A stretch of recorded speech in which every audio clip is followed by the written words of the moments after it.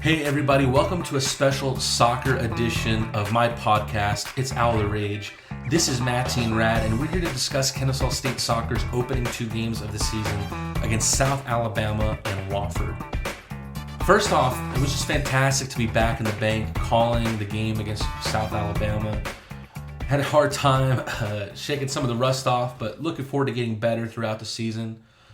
And look, I'm just incredibly excited that KSU sports are back. I get to see the teams that I love to see, and also love to see my friends that are there working the games. So we hope to see y'all out there as well. Getting right down to it, there were things that were noticeable as soon as the starting lineup came out onto the pitch. Number one, there are some players that are missing from the team right now due to injury, and they unfortunately include both of the team's ASUN preseason all-conference selections, being Becky Contreras and Ebony Clark. I think Becky will be back sooner rather than later. I saw a video on KSU Owl Network of the players showing up for pregame. Again, if you haven't yet, go ahead and follow them because there's a lot of content that helps me out with what I do. If you're a big fan of KSU sports, you should be checking them out too. Contreras was walking on her own power. But Clark, however, was using, I think a push scooter is the best way to kind of describe it, to get around. If you don't know what I'm talking about, it's a contraption that you put the knee of your damaged leg on one side and you kind of push yourself with the other leg. Another miss was Isla Swinton, but she usually plays right back by committee with Cameron Simmons, who I think did a great job this weekend. We'll talk about her a little bit later. Number two, Kaylee Hammer is looked at as the Owls' number one in goal right now. With the performances she put in those two matches, I don't think that's going to change imminently. She controls her box well. She reads the game, is accurate on her sweeper keepings, and flat out, she's been a good shot stopper through those two games. Lastly, Sydney Borgelt is being seen a lot more in the back four than she has in the midfield to start the season. I don't know if this is to kind of patch up areas of injury for Benji Walton or if he just sees her as a better option there. Maybe he sees it as a better option for her. Personally, I think Borgelt is better breaking play up in the middle, but we'll see where she's consistently playing in a couple weeks because she found herself back in midfield at the end of the Wofford game. And I guess I already said lastly for real this time. Freshmen are going to play a huge part in this team. 2 freshmen started against USA, 5 played. Then 3 started the next game against Wofford. So freshmen are going to play a huge part in this team, probably more than any other team that we've seen in KSU so far. So let's talk about what we saw from those 2 games. South Alabama, this is Thursday night. There's no doubt that these were 2 teams opening the regular season. They were feeling each other out. Their fitness was adjusting, I feel. The Jaguars had a lot more of the ball, but I don't think Benji Walton had any problem with that. For the opening portion of the game, his team contained very well, and the Owls actually had more chances and more shots. There was a penalty call for Macy Rainwater in the opening minutes. Wofford also had a penalty call. The referee did not accept either of them. I think looking at the replay as I did in the booth, I thought it should have been a penalty for Rainwater, but I think the referee was kind of returning the favor of him, not calling it for Wofford, if that makes sense. KSU freshman Mai Jensen, that's not Mia, that's not Maya, it's not your Jensen, it's my Jensen. Opened the scoring at 1-0 in the 42nd minute with a simply sensational strike. I got to go look back at the history books, but I think you're going to be hard done by to try and find a freshman who scores a goal of this quality in her opening match, her first ever collegiate match.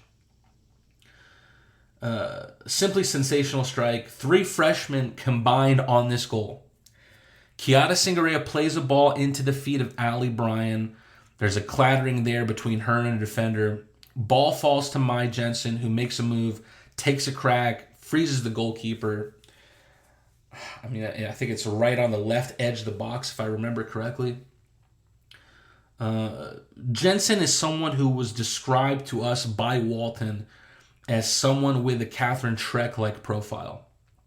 That's lofty praise from Benji Walton if you're familiar with Schreck's play. And Jensen did that comparison justice by showing how sweet her left peg is. It'll be interesting to see if Walton may try out Jensen at left back, where Schreck played, if only just to, in a bind, get more attacking players up top. Like, say you're down 1-0 late in the game, 2-1 late in the game. Getting more attacking players up top and get Jensen on the flank to whip crosses in with that left foot. The Owls kind of rested on their laurels, and the Jags answered back almost immediately, less than a minute later, through Sunbelt Conference Player of the Year, Gracie Wilson.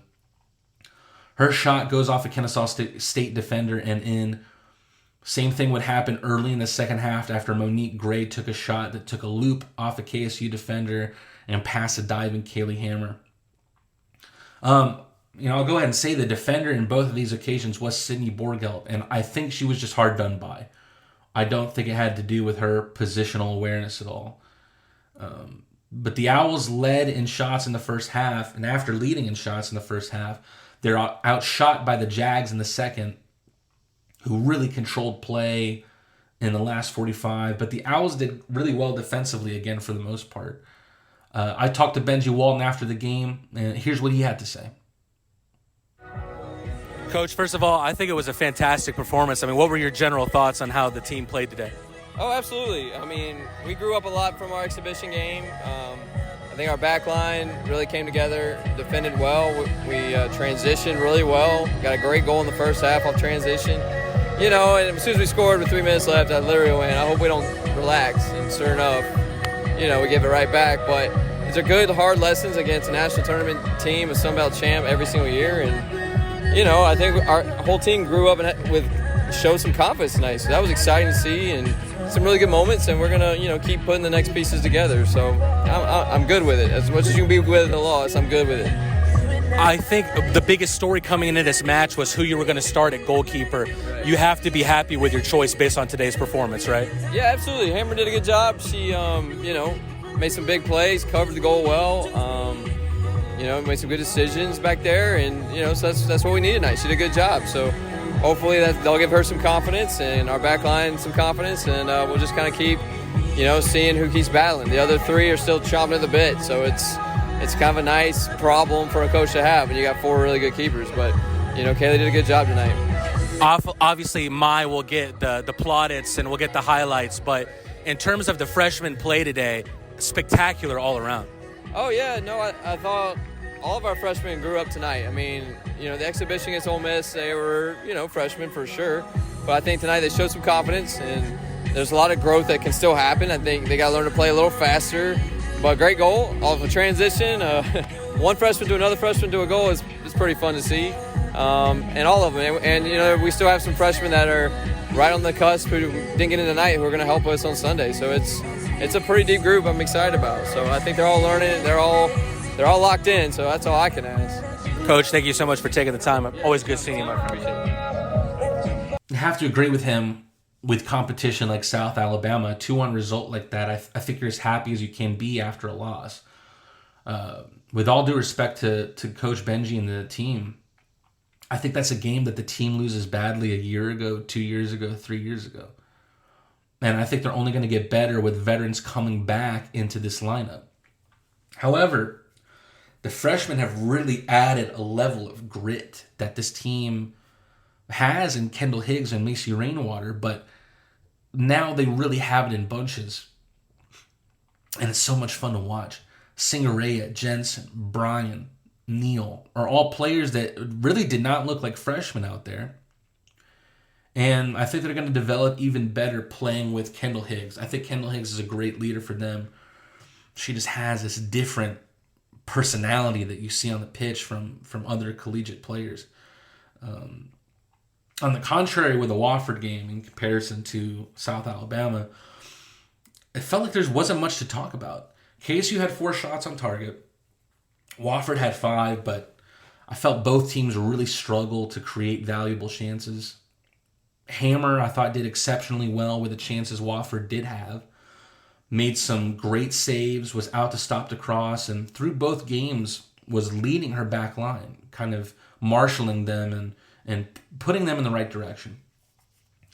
She made a fantastic save in the 33rd minute. Unfortunately, the rebound goes off Aaron Miller and back at the net. Again, just felt it was really bad luck.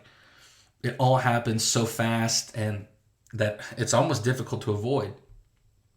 The Owls, I think, just found it difficult to play that final pass or put in that final shot. It evaded them.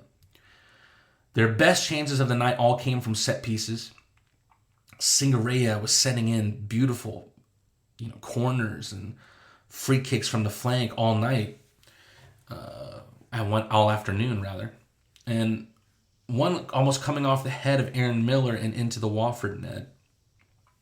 10, in what felt like it could have been a Cinderella story, a free kick on the edge of the box is called with maybe 3 seconds left in the match. Clock is stopped.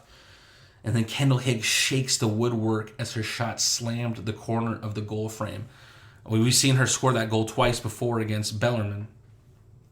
I think the Owls and Benji Walton will think that they could have and should have gotten more out of that match. That loss definitely doesn't have the same air around it that the South Alabama one does. One person I really want to talk about, and I really want to talk to in the near future, I've got to try and make that happen, is Teresa Woke. This is someone who, frankly, didn't really play last year at all. I do think she was suffering with some injuries, if I'm not mistaken, but played only 206 minutes all year. She started both games this season. I remember her as a freshman. That was right when I was early calling games in that period of time, and I really enjoyed her profile in midfield, and she's only gotten better, obviously, now as a junior. She recently competed for the Peruvian national team in the Copa America Femenina in Colombia, and I really think that helped her mature her game. I'm hoping to see a lot more of her on the pitch for the Owls because I think she really has a diverse skill set and can really help the team control things in the midfield, which you could argue was maybe a weakness of the team last season. Next topic, Kiara Singareya. I mean, besides her not getting on the score sheet, I think she's everything we expected her to be. She's incredibly strong on the ball, whips in set pieces, great understanding of the game. I think what I didn't expect, and maybe I should have, is this gamesmanship she has. Gameswomanship, if you will. You never see freshmen talking to the ref and trying to get in the ref's ear. You never see them leading, picking the players' heads up. She could be a future KSU captain. She could be a future Argentina captain. You never know, but she's so much fun to watch, and she's the kind of fun to watch where KSU fans need to realize what they have in this girl and go watch her play, because she's a sight to behold, for absolutely. What's next for the Owls? They have another Thursday-Sunday stretch, as is kind of common this season. They play UAB at 8 p.m. Eastern in Birmingham. That's a game they won at home last year. And then they welcome Georgia State to the Fraction on Sunday at 6 p.m., a game they lost away last year. Should be interesting. Can't wait to see what the Owls do. Hey, KSU Volleyball also begins play this weekend at the Wake Forest Invitational. We'll cover that and more on our Thursday morning episode. We missed you last Thursday. I'm sorry about that. It's been a heck of a week, but we're going to get more content in there for you. We're looking forward to seeing you there. You have a great week. I'm Matteen Rad, and that's all I've got. It's been Owl the Rage. We'll see you next time.